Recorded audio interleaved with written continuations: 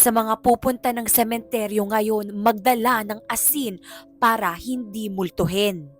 Ayon sa pamahiin, kapag pumunta ka sa sementeryo o mga haunted places, magdala kayo ng asin para hindi kayo dikitan at sundan ng mga nawawalang espiritu o mga espiritu na hindi pa nakakatahimik. Ang asin kasi ay proteksyon mula sa masasamang espiritu at mga masasamang nilalang. So pwede kayong maglagay ng asin sa maliit na supot at ilagay ito sa iyong pocket or sa iyong bag.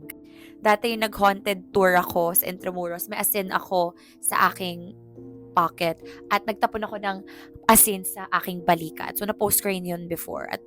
Pero syempre, wag masyadong mag-alala kasi pamahiin lang ito at up to you kung gusto nyo sundin. Pero for me, I will do it for added protection. At syempre, magsindi at magdasal kapag